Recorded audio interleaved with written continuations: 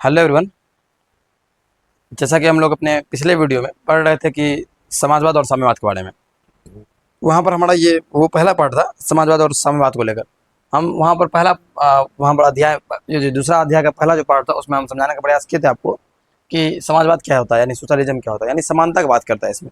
और साम्यवाद क्या होता है, इसमें समानता के साथ साथ आर्थिक समानता, वर्गविहीन समाज की स्थापना का बात किया जाता है। आज उसी चीज़ को आगे बढ़ाते हुए कल आपको हम कार्ल मार्क्स के बारे में बताते थे कि कार्ल मार्क्स का जन्म जर्मनी में हुआ था। उनके पिता का नाम जो है उनके पिता का नाम हेनरी मार्क्स था। उनके मित्र का नाम जो है फ्रेडरिक एंगल्स था। उसकी मुलाकात उनसे 1844 में 1848 में दोनों आदमी ने मिलकर, यानी कार्ल मार्क्स और फ्रेडरिक एंगल्स दोनों ने मिलकर जो है एक साम्यवादी घोषणा पत्र को लिखा।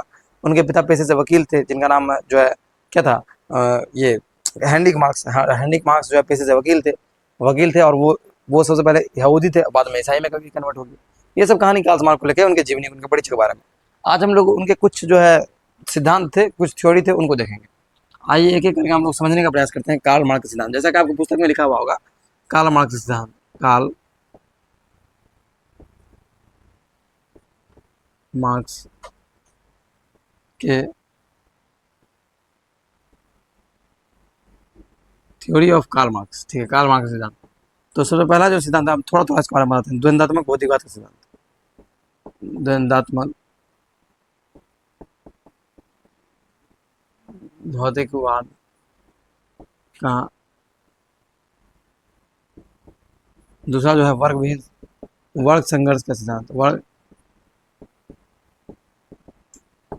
और भी जो है किताब में दिया हुआ है, तो उसको उस प्रकार देख लेना। सबसे पहले जो ये बात करता है द्वंद्वात्मक भौतिकवाद का सिद्धांत। इसके कहने का मतलब है द्वंद्वात्मक, दो जब विचार मिलता है, जब विरोधी विचार मिलता है तो समाज का विकास होता है, समाज का प्रगति होता है, ये कह रहा है। जैसे कि अगर पूंजीपति वर्ग और श्रमिक वर्ग दोनों का विचार जब आपस में टकराएगा तो कोई ना कोई नया उसका हल निकलेगा, और हल निकलने के बाद जो है उस समाज का उत्थान के लिए काम किया जाएगा, उस समाज के विकास के लिए काम किया जाएगा।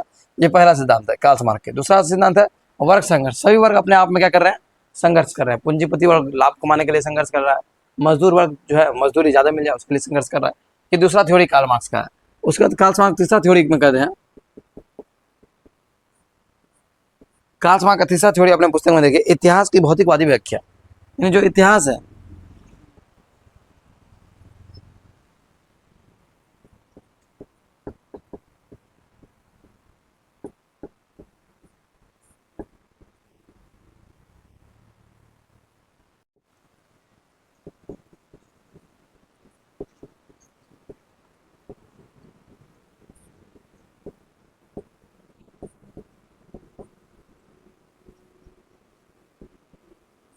अब नंबर 5 पर आपको है, जैसे नंबर 4 पर मूल्य एवं अतिरिक्त मूल्य का सिद्धांत, और नंबर 5 पर है वर्ग विहीन, यानी कि राज्यहीन या वर्ग विहीन। राज्यहीन, या आपको बुक में भी होगा, या वर्ग विहीन समाज की स्थापना। वर्गहीन समाज की स्थापना, वर्गहीन।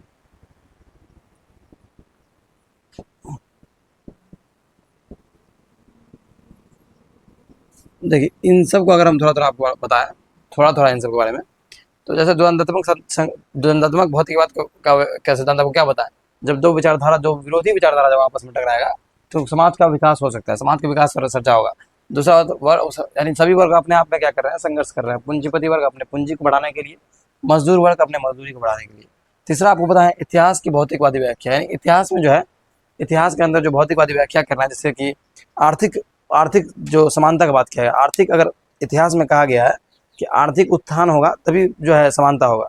जैसा कि कल बताए थे, एक व्यक्ति का विचार था कि अगर आर्थिक समानता देश में नहीं होगा तब तक उस देश का विकास नहीं हो सकता, उस देश का डेवलपमेंट नहीं हो सकता। वैसा ही कुछ इतिहासवादी व्याख्या में कहा गया है कि आर्थिक उत्थान के बारे में कहा गया है, ठीक है। और इसमें कहा गया है मूल्य एवं अतिरिक्त मूल्य का सिद्धांत, यानी कि अगर कोई मजदूर 100 रुपये का काम करता है और उसको मजदूरी 60 रुपये दे रहा था, तो वो 40 रुपये क्या हो गया, अतिरिक्त मूल्य कहलाया, है ना। तो ये थ्योरी के बारे में कहता है कि मजदूर को उसकी मजदूरी मिले जितना को वो काम कर रहा है, मूल्य एवं अतिरिक्त मूल्य का सिद्धांत के अंतर्गत। और राजहीन व वर्ग विहीन समाज का सपना, इसमें क्या कहा गया है, ना कोई जाति हो, ना कोई अमीर हो, ना कोई गरीब हो, न जाति, न धर्म, न कोई अमीर, न कोई गरीब, इसका बात किया गया किसमें, वर्ग विहीन समाज की स्थापना में।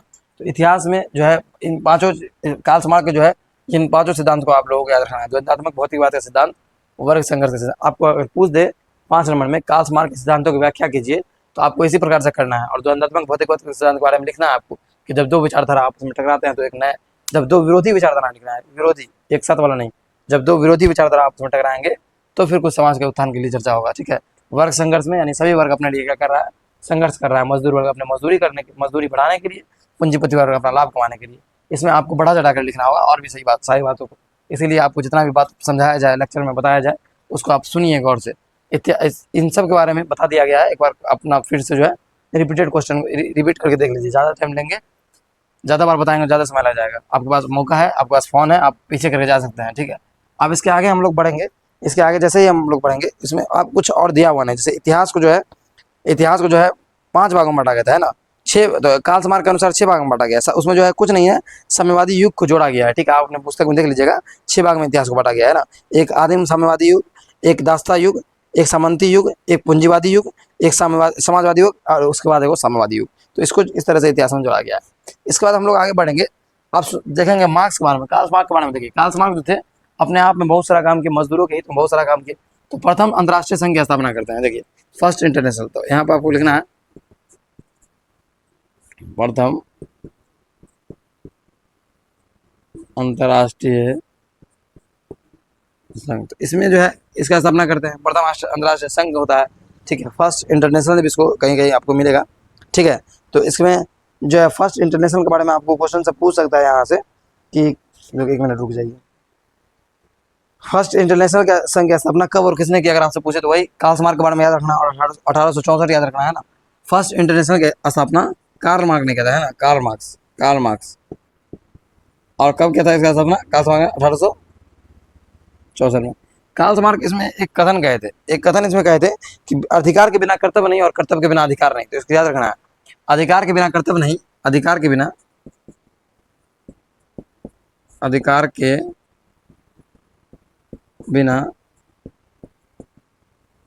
कर्तव्य नहीं और कर्तव्य के बिना अधिकार नहीं, और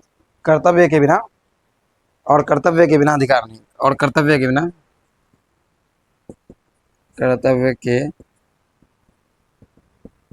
बिना अधिकार नहीं। तो आपसे कई बार एग्जाम में आपसे ये वाला क्वेश्चन आया है कि अधिकार के बिना कर्तव्य नहीं और कर्तव्य के बिना अधिकार। इसको बहुत अलग अलग तरीके से पूछ सकता है, ठीक है। अगर एक क्वेश्चन आपको ऐसे पूछ सकता है कि अधिकार के बिना कर्तव्य नहीं और कर्तव्य के बिना अधिकार नहीं, ये किसका नारा है? तो आपको याद रखना है ये कार्ल मार्क्स का नारा है, ठीक है। आपसे ये पूछ सकता है कार्ल मार्क्स ने अधिकार के बिना कर्तव्य नहीं और कर्तव्य के बिना अधिकार नहीं का नारा कब दिया? तो आपको याद रखना 1864 में। कार्ल मार्क्स ने अधिकार के बिना कर्तव्य नहीं और कर्तव्य के बिना अधिकार नहीं कहाँ पर दिया था? तो आपका फर्स्ट इंटरनेशनल में, ठीक है। इसके बाद हम लोग इससे को आगे बढ़ जाएंगे। इसमें इससे रिलेटेड इसमें दूसरा क्वेश्चन अब नहीं है, ठीक है। आप आपसे पूछ सकता है द्वितीय इंटरनेशनल के बारे में, ठीक है। सेकंड इंटरनेशनल, दूसरा, ये किसके लिए? तो मजदूर सबके हितों के बारे में बात कर रहा था। मजदूर सबको बुला के उसमें एक चर्चा हो रहा था। तो वहां पर बताया गया था कि अधिकार के बिना कर्तव्य नहीं और कर्तव्य के बिना कोई अधिकार नहीं, ठीक है। दूसरा अंतर्राष्ट्रीय संघ, ये तो उतना पॉपुलैरिटी नहीं ले पाया, लेकिन इसमें बहुत पॉपुलैरिटी मिला। इसमें जो है अंतर्राष्ट्रीय, पहले इसको लिखने दीजिए हमको, अंतर्राष्ट्रीय। कभी कभी कोई बेसिक चीज होता है जो लिखने में कभी कभी बनता नहीं, ठीक है। दूसरा अंतर्राष्ट्रीय संघ, इसमें देखिए इसमें बहुत सारे 400 से अधिक मतलब 20 देशों से 400 से अधिक लोगों ने इसमें भाग लिया, है ना। इसमें जो है ये 20 देशों से लोग आए, है ना। 20 अलग अलग देश आए और 400 व्यक्ति, 400 प्रतिनिधि, है ना। यानी कि समझ लीजिए अब कितना आदमी कार्ल मार्क्स के विचार से प्रभावित है, कितना आदमी चाह रहा है कि नहीं कार्ल मार्क्स का जो ये साम्यवाद का विचार है ये पूरा दुनिया में फैले, पूरा दुनिया में जो है मजदूर वर्ग की जो है हितों के लिए काम हो, मजदूर वर्ग की रक्षा के लिए काम हो, ठीक है। और पूरा दुनिया में लोग जो है इसका प्रचार प्रसार करने लगा, ठीक है। इसे द्वितीय इंटरनेशनल के नाम से जाना जाता है ना। द्वितीय अंतर्राष्ट्रीय सम्मेलन में यह निर्णय लिया गया कि प्रत्येक वर्ष 1 मई को क्या मनाया जाएगा? मजदूर दिवस के रूप में मनाया जाएगा, ठीक ना। तो इसका अगर सचिवालय पूछ दे तो ब्रुसेल्स का याद रखना, ठीक है। इसका अगर सचिवालय पूछ दे द्वितीय इंटरनेशनल का सचिवालय कहाँ था? ब्रुसेल्स। और इसमें आपको पूछ दे, इसमें इसके अलावा और कौन क्वेश्चन आ सकता है? ये इसमें एक और क्वेश्चन आ सकता है, ये कब हुआ था? तो 14 जुलाई। ये कब हुआ था? 14 जुलाई 1889 ईस्वी को हुआ था, ठीक है। 1, 2 और 3 क्वेश्चन याद रखना है इसमें, है ना। और इसी में और सब बात को याद रखना है कि इस अंतर यूरोप और अमेरिका में लाखों मजदूर जो है एक 1889 में हो रहा है, याद रखना है। और नवा ये जुलाई में होना था, और 1 मई को क्या हुआ था, पूरा एकदम जो है यूरोप वगैरह में जो है एक आंदोलन हुआ था 1 मई को, मजदूर वर्ग द्वारा एक आंदोलन किया गया था 1 मई को 1889 में। तो अब तो 1889 का मई चला गया, तो इसमें डिसाइड किया गया कि 1 मई को, यानी प्रत्येक वर्ष अब आने वाला 1 मई को, प्रत्येक वर्ष 1 मई को, प्रत्येक वर्ष अंतर्राष्ट्रीय मजदूर दिवस मनाया जाएगा, है ना,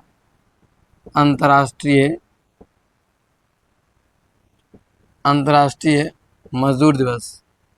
इसको हम थोड़ा सही से लिखते हैं बोल्ड लेटर में, ठीक है। 1 मई को क्या कहेगा, अंतर्राष्ट्रीय मजदूर दिवस। आप देखते होंगे प्रत्येक वर्ष जो है 1 मई को अंतर्राष्ट्रीय मजदूर दिवस के रूप में मनाया भी जाता है, उसको देखा भी जाता है। इसमें इंक डाल दो थोड़ा, ठीक है।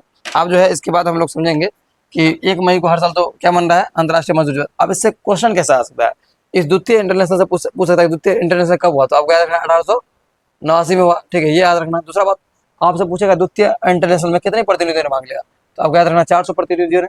द्वितीय इंटरनेशनल का जो सचिवालय कहाँ पर था, ब्रुसेल्स में था, ठीक है। द्वितीय इंटरनेशनल जो है उसमें ये जो अंतर्राष्ट्रीय मजदूर दिवस है वो 1 मई को मनाया जाएगा, ये कहाँ पर फैसला किया गया था, द्वितीय इंटरनेशनल। और 1890 से अंतर्राष्ट्रीय मजदूर दिवस सर्वप्रथम कब मना था, सबसे पहले कब मना था, 1890 में। कोई इसमें तो कोई समझने वाला लॉजिकल चीज है नहीं, ठीक है। देखिए, समाजवादी दलों के एक अंतर्राष्ट्रीय संगठन के तहत सूत्रबद्ध करने के लिए 14 जुलाई 1889 को पेरिस में एक सम्मेलन हुआ, जिसमें 20 देशों के 400 प्रतिनिधियों ने भाग लिया, ठीक है। इसकी स्थापना से कार्ल मार्क्स को दिया जाता है, ठीक ना, इसके प्रथम इंटरनेशनल का। तो यहाँ पर तक तो कार्ल मार्क्स तो नहीं है जीवित, ठीक ना, यहाँ तक में, ठीक है। तो ये पेरिस में हुआ था, जिसमें 20 देशों से 200 प्रतिनिधि भाग लिया। द्वितीय अंतर्राष्ट्रीय संघ के नाम से इसे जाना जाता है। इस संघ की स्थापना मार्क्सवादी समाजवाद के तेजी से फैलाने का द्योतक था, है ना। इसमें इसका मोटिव यही था कि जो मार्क्सवादी समाजवाद है, यानी कि साम्यवाद है ना, कार्ल मार्क्स के जो विचार है मार्क्स इसमें, उसको फैलाया जाए। इस संघ की स्थापना मार्क्सवादी समाजवाद, देखिए इस सम्मेलन में यह निर्णय लिया गया कि प्रत्येक वर्ष 1 मई को मजदूर दिवस के मजदूर वर्ग की एकता के रूप में मनाया जाएगा। मजदूर जो 8 घंटे कार्य दिवस की मांग किया जाना भी तय किया गया, ठीक ना। इसमें कहा गया कि 8 घंटे यानी डेली का कार्य दिवस कितना हो जाएगा, इसी में मांगेंगे कि 8 घंटे कार्य दिवस होना चाहिए। कितना घंटे होना चाहिए, 8 घंटे का कार्य दिवस, हाँ कार्य, यानी पर डे जो है कितना कार्य हो जाए, प्रतिदिन का कार्य कितना हो जाए, तभी तो अभी हम लोग जो काम करते हैं वो 8 घंटा बहुत हाईएस्ट हो गया। उसके बाद जितना भी करते हैं उसका हम लोग ओटी लेते हैं, नहीं तो फिर 8 घंटा ज़्यादा काम नहीं करना है, या नहीं करा सकता है कोई ज़बरदस्ती हमसे, ठीक ना। उसके बाद देखिए, इसका जो सचिवालय है वो ब्रुसेल्स में स्थापित है। तब से 1 मई 1890 को सारे यूरोप और अमेरिका में लाखों मजदूरों ने हड़ताल और प्रदर्शन किया। तब से 1 मई अंतर्राष्ट्रीय मजदूर दिवस के रूप में संसार में मनाया जाने लगा, ठीक है। यहाँ पर अगर देखिए कोई भी इरड़ हम छोड़ना नहीं चाहते हैं, अगर यहाँ पर अगर आपको 1 मई, ये प्रदर्शन के बारे में आप चर्चा नहीं किया, आपको ये किताब आपको कह रहा है कि 1 मई 1890 को प्रदर्शन हुआ था, ठीक ना। अगर किताब का डाटा सही है 1 मई 1890 को प्रदर्शन हुआ था, ठीक है, तो 1 मई 1890 को प्रदर्शन हुआ था, 1 मई 1891 से हम लोग मनाएंगे अंतर्राष्ट्रीय मजदूर दिवस। लेकिन आपको मेन आपका पर्पस क्या है पढ़ने का, किस संघ में अंतर्राष्ट्रीय मजदूर दिवस को मंजूरी मिली, किस संघ से अंतर्राष्ट्रीय मजदूर दिवस मनाना शुरू किया हम लोग, द्वितीय इंटरनेशनल से 1889 में, बस, ठीक है। अब देखिए, द्वितीय अंतर्राष्ट्रीय संघ की सबसे बड़ी उपलब्धि थी सैन्यवाद एवं जो है युद्ध के विरुद्ध आंदोलन तथा सभी राष्ट्रों की बुनियादी समानता, राष्ट्रीय स्वतंत्रता के उनमें उनका अधिकार को जोर देना, ठीक है। ये उसमें कुछ ज़्यादा है नहीं, किताब को इसीलिए देख लेते हैं ताकि आपको कोई पॉइंट उसमें छूटे नहीं, इतना आप लोगों को याद रखना है। इसके बाद आप लोगों को पूरा घुस जाना है रूस के अंदर, ठीक है। आप इसमें कुछ नहीं है, आप कितना मिनट का वीडियो बना, इसके बाद अपने लोग चले जाएंगे कहाँ, रूस में। तो रूस में अगर जाना है तो आज ही अगर जाना है रूस में तो चलिए आज ही चला जाए। कितना टाइम हो रहा है, टाइम देखो तो,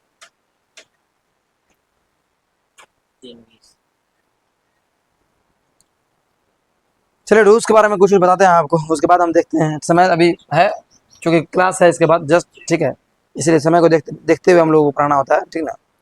तो आप लोग को याद रखना है रूस में बोल्शेविक क्रांति हुआ था। रूस में क्या हुआ था,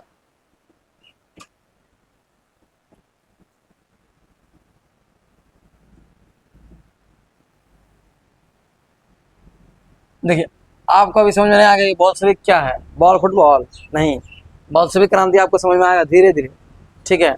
जब इस चैप्टर का और भीतर घुस जाएगा तो बोल्शेविक मनोसेविक, ये 2 तरह की विचारधारा, 2 तरह की, बहुत बहुमत वाली, एक कम मत वाली, कम मत वाली, समझ रहे हो, कम मानने वाले, जो ज़्यादा मानने वाले लोग थे, जो पार्टी बनाए हुए थे उसके आधार, राजनीतिक पार्टी के आधार पर, है ना। तो बोल्शेविक लोग जो थे वो क्रांति करते हैं, इसको हम समझाएंगे आपको ये सब आया कहाँ से। फिलहाल अभी आप ये समझिए कि बोल्शेविक क्रांति जो है विश्व युद्ध के दौरान 1917 में हो गई थी। इसमें हम लोगों को पढ़ना है आखिर क्या समस्या हो गया था रूस के लोगों को, जो एकदम बीच में शासन कर दिया, ठीक है, क्रांति कर दिया। देखिए इसके कारण, बोल्शेविक क्रांति के कारण हम लोग पढ़ते हैं। आज हम लोग कारण पढ़ के छोड़ देंगे, ठीक है, आज थोड़ा वीडियो लंबा भी हो जाएगा, टाइम भी कुछ ज़्यादा हो रहा है, ठीक है। सबसे पहले जार की निरंकुशता, जार की निरंकुशता।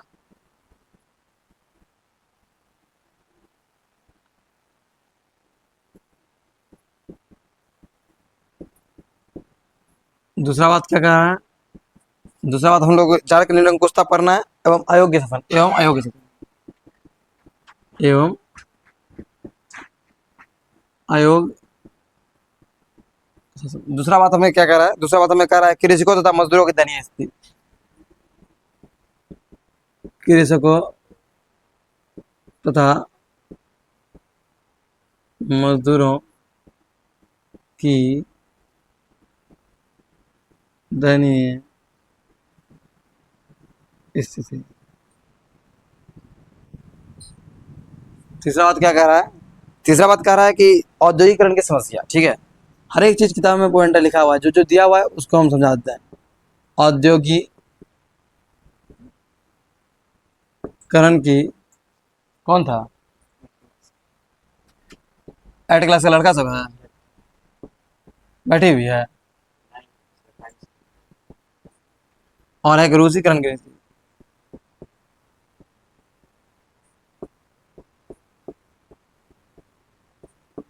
औद्योगिकरण की समस्या और रूसीकरण की नीति, ठीक है। उसके बाद जो है इसमें एक और कारण लिखना है, विदेशी घटनाओं का प्रभाव, ठीक है। तो ये 5 कारण आप लोगों को याद रखना है, विदेशी घटनाओं का। हम थोड़ा थोड़ा करके इसको बताते हैं। जार मतलब क्या होता है, जो रूस का सम्राट रहता है उसको जार कहते हैं। उस समय रूस का सम्राट जो जार निकोलस द्वितीय था, वो एक अयोग्य शासक था, ठीक है, जिसके कारण रूस के लोगों ने उसके खिलाफ क्रांति कर दी, आंदोलन कर दिया, ठीक है। कृषकों तथा मजदूरों को स्थिति, उस समय जो है कृषक, जो कृषि जो करने वाले थे, मजदूर कृषि करने वाले जो किसान थे उसकी स्थिति, और जो मजदूर थे उसकी स्थिति, दोनों की स्थिति दयनीय थी, इसीलिए लोगों ने मिलकर क्रांति कर दिया। यानी दयनीय मतलब बहुत खराब स्थिति थी, ठीक है। औद्योगिकरण की समस्या, आपको तो जानते ही हैं, औद्योगिकरण होने के कारण जो है बहुत से मजदूर जो हाथ से काम किया करते थे उनका जो है रोजी रोटी खत्म हो गया था, ठीक है। तो उन्होंने भी औद्योगिकरण की समस्या भी कहीं ना कहीं, औद्योगिकरण तो एक तरह से लाभ भी हुआ, लेकिन एक रूप से नुकसान भी ना हो गया, ठीक है। रूसीकरण की नीति, रूसीकरण की नीति कहने का मतलब है कि रूस के लोग, रूस के अंदर रहने वाले लोगों के अंदर रूसी भाषा, रूसी जो संस्कृति है उसको थोपने का प्रयास किया गया था, ठीक ना। और विदेशी घटनाओं का प्रभाव, यानी क्रीमिया युद्ध जो हुआ था उसमें भी रूस को शिक्षित मिली थी। और जो है जो जापान वार हुआ था, रूस जापान युद्ध 1905 में, 1905 में जो रूस जापान युद्ध हुआ था, 1905 में रूस जापान युद्ध, तो उसमें भी रूस हार गया था, ठीक है ना, रूस हार गया था और जापान जीत गया था। तो ये जापान जब जीता तो रूस का लोग, रूस के राजा से बहुत जो है संतुष्ट नहीं रहा, बोला कि ये राजा अयोग्य है, इसको हटाओ, भगाओ, ठीक है। तो यहाँ से भी कहीं ना कहीं ये सब घटना जो है हम लोग जो है आगे की क्लास में देखने वाला है, ठीक है। हालांकि कृषक दास प्रथा का अंतर, थोड़ा थोड़ा हम बात बता दे रहे हैं, तभी इसको हम रोकेंगे यहाँ पर, ठीक है। तो किसने कहा था मजदूरों के पास सिवाय अपनी बेड़ियों के खोने के लिए कुछ भी नहीं है, उनकी दशा का सही चित्रण करता है। देखो फिर से सुनो, किसने कहा था मजदूरों के पास सिवाय अपनी बेड़ियां के खोने के लिए कुछ भी नहीं है, उनकी दशा का सही चित्रण करता है। यह कथन किसका है, ये कमेंट कीजिए, ठीक है ना, ये हम पढ़ लिए एक जगह अभी, ठीक है। कृषि दास प्रथा, यानी कृषक दास, दास प्रथा तो आप समझते होंगे, सुलभ सिस्टम, यानी खरीद बिक्री वाला सिस्टम, आदमी का जो खरीद बिक्री किया जाता है उसको बोला जाता है। तो कृषक दास प्रथा का अंत जो 1861 में ही हो गया था रूस में, हालांकि, ठीक है ना।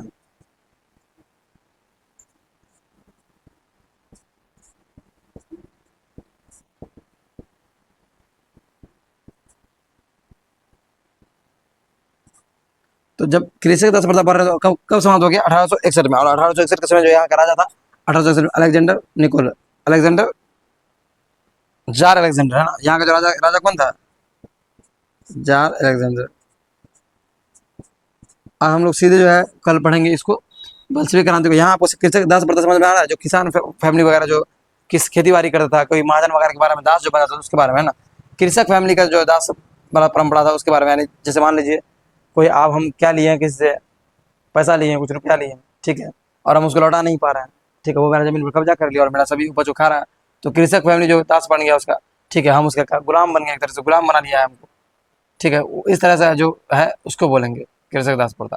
तो दास प्रथा क्या था, गुलाम खरीदना बेचना, वही ना हुआ दास प्रथा, सुलभ सिस्टम। 1861 में समाप्त किया गया था, जार निकोलस रूस में इसको खत्म किया गया था। फिर भी कृषकों की स्थिति अच्छी नहीं हुई थी, है ना, उसकी स्थिति दयनीय थी, बहुत खराब थी, मजदूरों की स्थिति भी ठीक नहीं थी। इन सब कारण की वजह से बहुत सारा रीजन रहता है, तभी कोई क्रांति होता है, ठीक है। आज ही जो दिल्ली में प्रोटेस्ट हो रहा है वो सिर्फ एकमात्र कारण से नहीं हो रहा है, ठीक है। वो उबाल जो है भर जाता है, पूरा पानी जो था ग्लास का वो पूरा भर गया तभी गिरने लगेगा पानी, ठीक है। तो एक दिन से कुछ नहीं होता है, धीरे धीरे धीरे धीरे करके बहुत कुछ होता है। तो आपको यहाँ तक समझाया गया है, आपको यहाँ से कल पढ़ाया जाएगा, ठीक है। वीडियो के बारे में आप लोग एक चीज़ आप लोगों से चाहेंगे, हम बताना चाहिए आप लोग कि ये जो हमारा अभी जो वॉइस आप लोग सुन रहे हैं, ये हमने मैक को चेंज किया है, ठीक है। अगर आपको वॉइस सही आ रहा है, इससे वॉइस में किसी भी तरह का प्रॉब्लम नहीं आ रहा है, तो आप जो है कमेंट जरूर कीजिए कि यह सर वॉइस सही है, ठीक है। तो और जो भी आप हमारे वीडियो में कहीं पर त्रुटि लगे, आपको कहीं पर कुछ माइनर मिस्टेक लगे, ठीक है, तो आप हमें कमेंट कर सकते हैं, बता सकते हैं, हम उसको सुधारने का पूरा प्रयास करेंगे और सही करने का प्रयास करेंगे। ऐसे ही वीडियो देखने के लिए और क्लास 10th के हर एक पॉइंट को पढ़ने के लिए आसानी के साथ हमारे चैनल को सब्सक्राइब करें, हमारे वीडियोज़ को लाइक करें। Thank you.